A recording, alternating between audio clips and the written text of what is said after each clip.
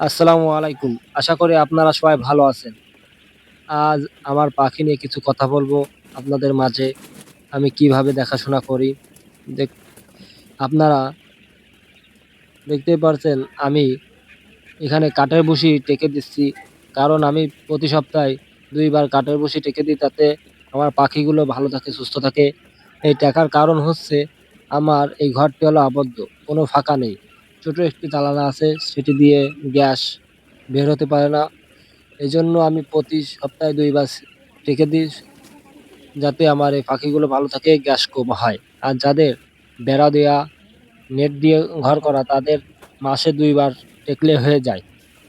তাদের গ্যাস বের হয়ে যাওয়ার জায়গা আছে। আমার এখানে গ্যাস বের হওয়ার জায়গা নেই বলে আমি সপ্তাহে ২ বার করে টেকে দিই। দেখতে পারছেন ভুসি টেকে থুইছি, তার পরে পাখিগুলো যে কত সুন্দর করে খেলা করতেছে, ওরা মজা পাচ্ছে। পাখি যত যত্ন নেওয়া হবে তত ভালো থাকবে। খেয়াল রাখতে হবে শুধু। আর আমি এই পাখিগুলো রেখেছি ডিম পাড়ানোর জন্য। আমার ১,০০০ পিস বাচ্চা নিয়ে আসছিলাম, সেখান থেকে আমি কিছু পাখি বিক্রয় করে দিছি। আর বাকিগুলো আমি রেখে দিছি হচ্ছে ডিম পাড়ানোর জন্য। এই যে আমি ভুসি টেকতেছি, আপনারা দেখতে পারছেন। ভুসি টেকে ওদের পায়খানাগুলো সব ফেলে দেব। তাতে আমার এই ভুসিও ভালো থাকবে, পাখিগুলোও ভালো থাকবে।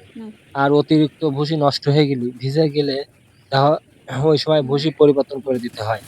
না হলে পাখির ঠান্ডা লেগে যাওয়ার সম্ভাবনা থাকে। পাখির ঠান্ডা লেগে গেলে পাখি আর বাঁচানো যায় না। পাখি কিন্তু অতিরিক্ত গরম সহ্য করতে পারে, ঠান্ডা সহ্য করতে পারে না। এই দিক দিয়ে একটা ভালো দিক যে পাখি গরম সহ্য করতে পারে। পোল্ট্রি মুরগি দেখবেন গরম সহ্য করতে পারে না। ওরা হিট স্ট্রোক করে মারা যায়। আমার ভুসি সব টাকা শেষ। এখন আমি সমস্ত ঘরে ভুসিগুলো মেলে দেব। দেখতে পাচ্ছেন আমি ভুসিগুলো মেলে দিচ্ছি। আ সব সব জায়গায় সমান পরিমাণে ভুসিগুলো মেলে দিচ্ছি। মেলে দেওয়ার পর আমি এদেরকে খেতে দেব। আ খেতে দিলে দেখবেন এরা কত সুন্দরভাবে হুমড়ি খেয়ে খেতে পারে। কারণ এদের উম স উম আমার পাখিগুলো খুবই সুস্থ। এজন্য আমার পাখিগুলো সবসময় খাওয়া-দাওয়া ভালোভাবে করে। আমি খেতে দিলে এরা একটা খাবারও রেখে দেয় না, নষ্ট করে না। সবসময় ভালো খায় দিলে।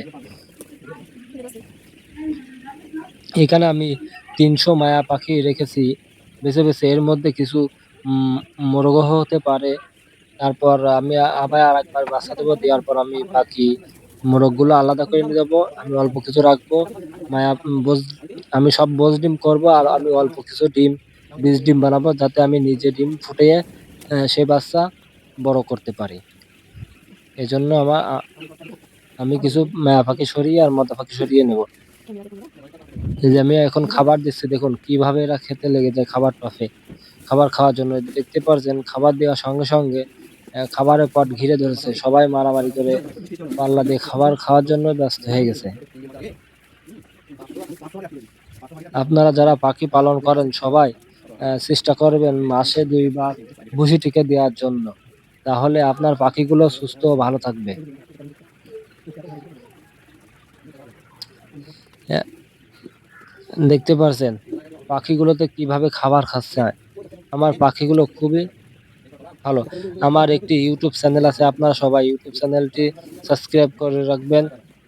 আর ভিডিওটি সামনে যাওয়ার সঙ্গে, সঙ্গে লাইক, কমেন্ট, শেয়ার করবেন। Facebook বন্ধুরা তোমরাও সবাই আমার পেজটি ফলো দিয়ে রাখবা। আ ভিডিওটি সামনে যাওয়ার সঙ্গে, সঙ্গে লাইক, কমেন্ট, শেয়ার করবা।